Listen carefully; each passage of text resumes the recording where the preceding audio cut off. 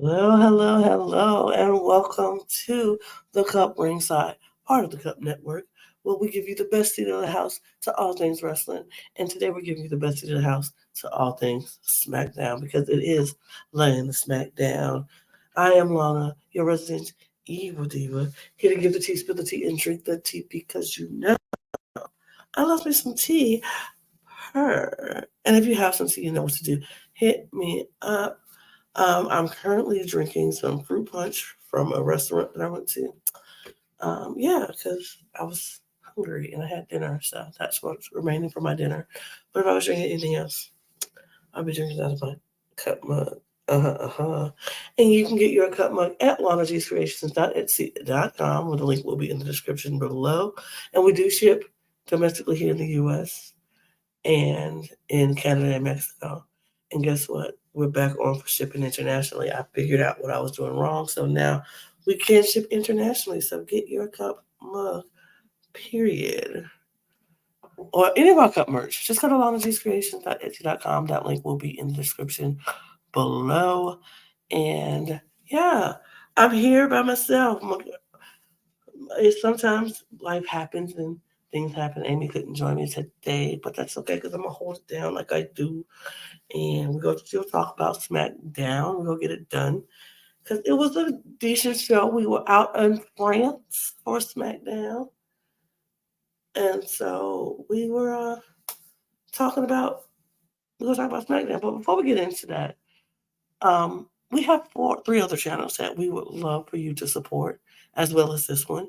So hit the subscribe button here, number one, and hit the notification bell so you know when we drop videos every week. We're dropping our weekly videos about SmackDown, Raw, and NXT.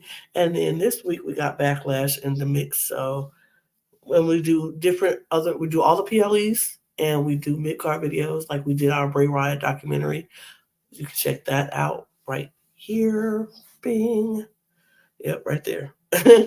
um, you can check that out as well as any of our other mid card videos as like top tiers, our top tens, our tier lists, and other videos that we're going to be doing in the future.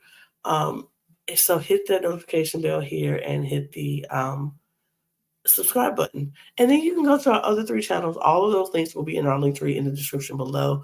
The Cup TV, the Cup ESC, and the Cup Pod, which is our drag channel, our Cup reality TV channel, and our Eurovision channel, Eurovision Song Contest channel. So if you are a fan of any of those things and you want to be up to date on all the things reality, all the things Eurovision, and all the things drag, hit those buttons in each of our channel notification bells and all of those things.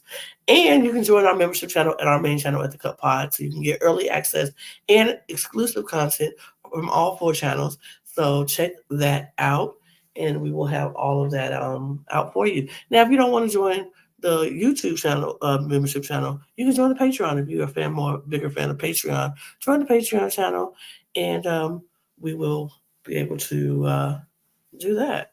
Yeah, absolutely. You can join over there. You get some exclusive content and some early access things. So check it out. Um, that's all of that. So let's jump into SmackDown. So, like I said, we were in France, Lyon, France, which was beautiful, which is where Backlash is taking place as well. And the first card, the first match of the night was the 8-woman tag team match between Bayley, Bianca Belair, Jade Cargill, and Naomi versus Damage Control and Tiffany Stratton. And so when I tell you these French fans were hype. They were hype. They were ready. They were giving. It was like very much SmackDown felt like a big show. I mean, but it is the A show, so why not? But it was giving the feel of it was giving a big show, like it was a pay per view or a PLE, and so it was definitely a good response from the crowd, which made the match seem so hyped. It was so good. Um, all of them women got big, huge pops from being out there, coming out, and Bayley got a huge pop as the champion, as she should. Um, it was just a fun time in the ring. Everybody got their time and they did what they did. Naomi was out and she was fighting against Tiffany for a minute, and then against Asuka, and then Bianca came in, and Bailey came in, and Bailey and Tiffany kind of went a distance in the ring together doing their thing, and then they say like Jade Cargill came in at the end to do what she does and snatch people up and throw them down. It was fun. It was good.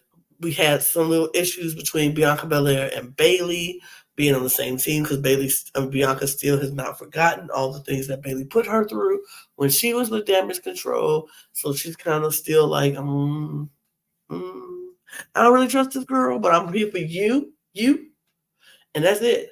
Her, not. And she don't really trust her, but she like, we'll go work together. It is what it is. But they had little moments in between. But other than that, the match was really good. I thought it was a solidly good match. And Bianca, Bailey, Jade, and Naomi ended up winning that match. And it was a good match. I thought it was good. It was fun. It was entertaining. Anytime I can see all those women on my screen, I'm very happy. I'm a very happy wrestling fan. And that was good. It was just a good match all around. I enjoyed it and it was solid. So it was a good match. Um, like I said, the international crowds, chef's kiss, amazing. I would not mind having more and more um, shows in places like France and seeing what happens because it was just a good show. It was just a good show. Um, then we had a backstage segment with Carmelo Hayes and Bobby Lashley, and they were talking to Nick Aldis, and Nick was congratulating Carmelo for being drafted to SmackDown so early and having a good match with Cody, even though he didn't win. They were like he didn't need to win; he just needed to show a good showing, and they think he did. And I agree, he showed a really good showing in that match, and so it was good. And then Bobby Lashley comes in and we see a little standoff and a little back and forth and tit-tats between Bobby and Carmelo. And so Bobby was trying to offer him some advice, like if you need something, you can come to me and we can talk. I can, help you out. And he was like, oh, I'm good. Carmelo was like, I'm good. I think I got this. I got this together. I don't need no help. I'm good. I mean, I'm doing pretty well for myself. And he's like, I just got off a match with the champion. And Bobby was like, yeah, you did. And you lost. And he was like, I took my shot with the champion. He was like, yeah, and you lost. And so Carmelo was like, when the last time you took a shot, Bobby? Bobby was like, oh, okay. So he stopped him before he left. He was like, I'm just a little reminded. He said, I'm here to give this piece of information for free. Be careful who you disrespect up in here. And he let it go. And Carmelo was like, whatever. And he walked away. So maybe we seeing some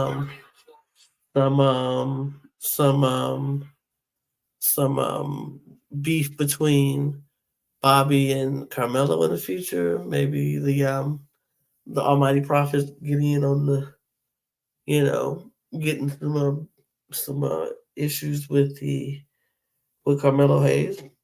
Interesting. I mean, I don't know if I would book that, but whatever. It is what it is. Then we had another little backstage thing with Grayson Waller and Austin Theory, but they were saying how they wanted if the Street Profits wanted to smoke, they were the smoke. So it was what it was. So the next match after that was AOP versus the New Catch Republic, which both teams have been drafted to Raw. So this will be the last time that they performed on SmackDown. And so they came out, and I thought this was a good match as well.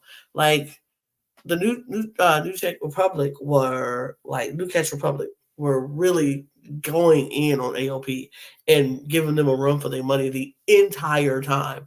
Like Baines and he was Pete Dunne always does these like finger bone manipulation things that I freak out about every single time. I'm like, ew, ah, oh. But he was doing those things, and Tyler Bate, they were just in the match. Like they were giving as well as they were getting. AOP was coming at them, and they would come up right back at them. It was a good back and forth vibe between the two. And I was like, okay, all right. Which lets me further know, well, I'm a little upset, a little sad that they aren't going to be on SmackDown and that they're going to be on Raw, but it's fine. I think they're building a really strong tag team division on Raw, and I think they have a really good tag team division here on SmackDown. So I don't think it's going to be any, one tag team is lacking over the other. I think it's a good balance, and I just can't wait to see what's going to happen because we do lose New Case Republic and AOP, who is going over to Raw with Final Testament. So we'll see what happens with that. But the match, like I said, the match was super solid. They came back and forth, and um, they win. It wasn't a clean victory because, of course, Final Testament had to interfere, but AOP ended up winning. But I thought it was probably one of the better matches of the night. It was a really good match. I thought the women's match was really good. I thought this match was really good. It was a good, solid match. I was very entertained by it.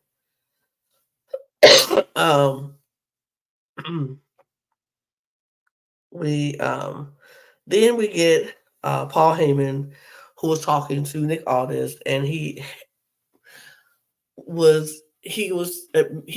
that he had not talked to Roman Reigns since WrestleMania, and so Nick was taken aback. He was like, "So, if you hadn't talked to Roman Reigns, him being pulled from the draft was a not a Roman decision?" He was like, "No, it was my decision. I did it.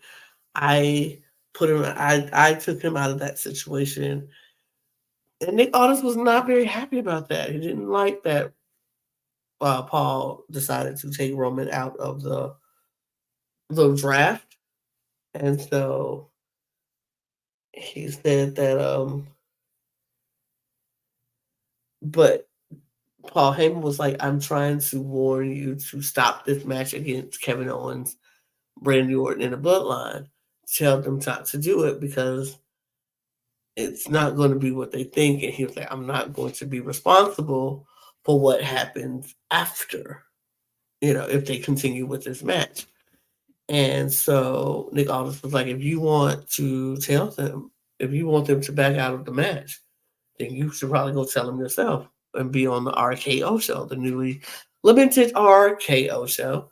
And so he was like, uh, trying to set him up, but he wasn't going to let him hit his wife. But what a bunch of stuff about. Sorry, I just drifted into a whole. Oh my God, I just drifted into a whole nother story. Something else. I am sorry. My mind.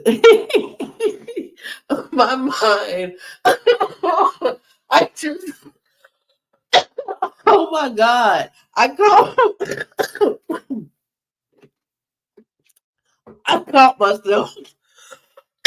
Excuse me. I literally caught myself drifting into another whole story that I'm actually reading, not at the same time, but I've been reading. Oh gosh, I'm sorry. I am sorry. I'm drifted. I drifted for a moment. Let me bring it back. That does not happen often, but now, oh my God. RKO, Randy Orton, Kevin Owens, Paul Heyman has to come out to tell them not to be a part of this match. That's where we're at. Oh, sorry. Uh, Anyway, so Kevin Owens and Randy are out. The crowd is loving it. They are popping. Randy's loving it. Kevin's loving it. They're having a great time.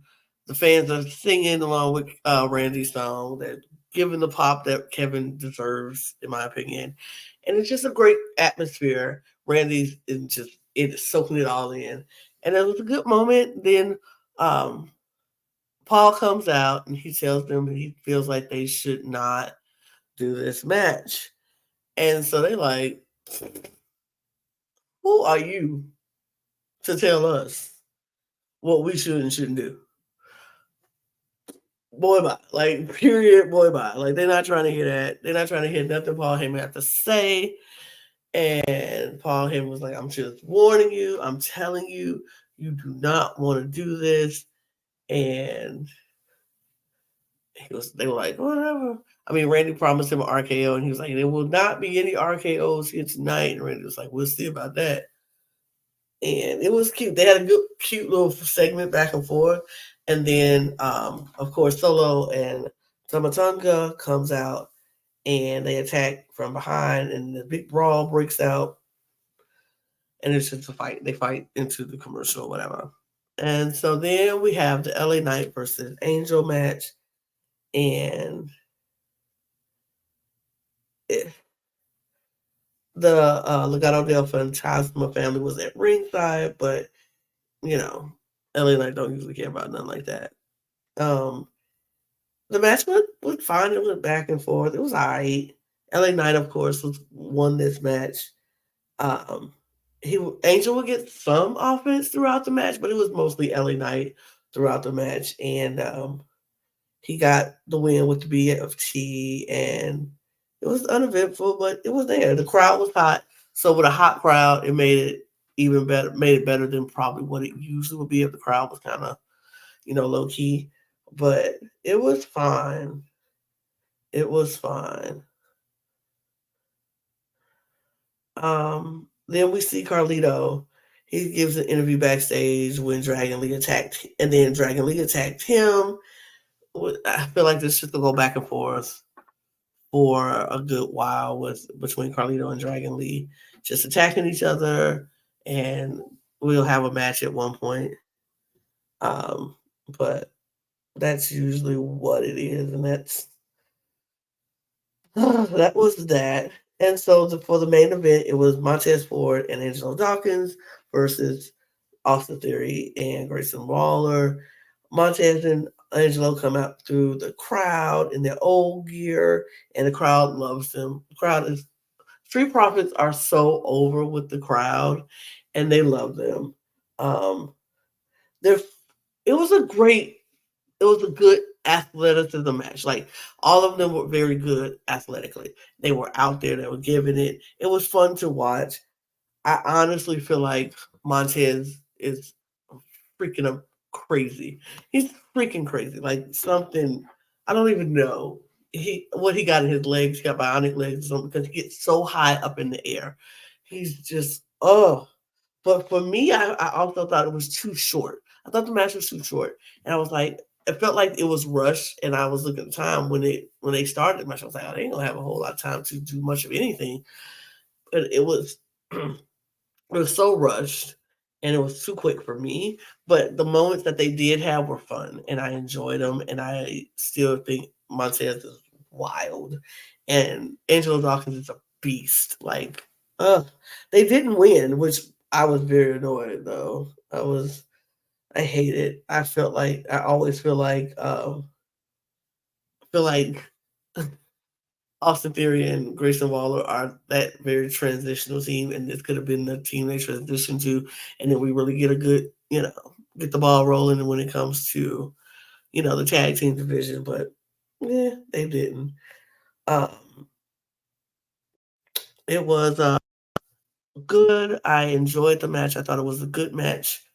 I felt like they did the best that they could with the time that they had, but eh, I still want better for the Street Profits. I am all about better for the Street Profits. That is my Mantra, I feel like deserve to be prioritized in the tag team division.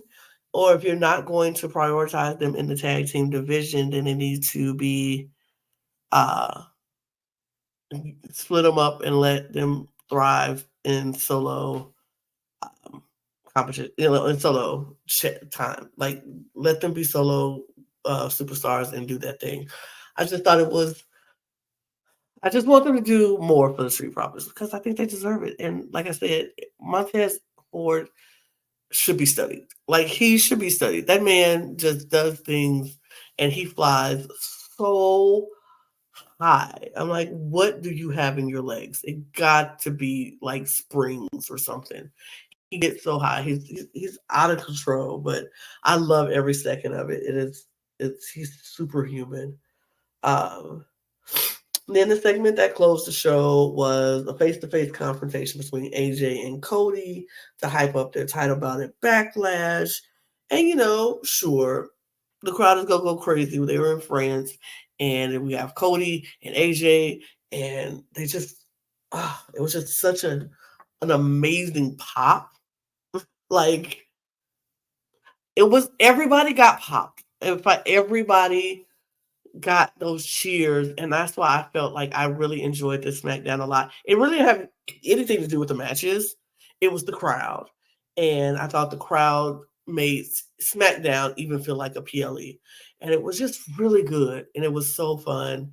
I enjoyed it so much. And I hope we get more more SmackDowns and more PLEs or Raws in um, countries other than the US, because I feel like we get so many here that the fans are getting a bit jaded and we don't sell out crowds because we're used to getting it. Like, I'll make the next show. It'll be back. I'll make the next show. Well, when you live in countries like France or in the UK or in Australia, you don't get it as often. So when they do come, everybody wants to go and they sell out and it's so good and the energy is amazing. So I kind of want more of that. Um, Maybe less Saudi deals, but that's just me personally. That's just me personally because I feel like the Saudi crowd is a little dead. Every time we go, it's just not as fun. But this crowd was amazing on SmackDown, and um, breaking the fourth wall. I recorded this after I watched the PLE, so, and it bled over into Backlash, which the crowd was phenomenal. So we'll talk about that more. We'll have that video out of our recap of Backlash that will be out tomorrow. Um, so you be sure to check that out. But that's it. That's all I got. Um, this overall SmackDown was a good show. It was solid. If I was going to grade it, it'd probably get a B plus for me. I enjoyed everything. Cool. Nothing was too boring. Something was like, okay, but nothing. I was like, why is this even a segment? Like, why is this even happening? But we'll see what happens next week when they're back on U.S. soil. The fans are not going to be as hyped as France, but um, I enjoyed the show, so I hope you enjoyed it as well.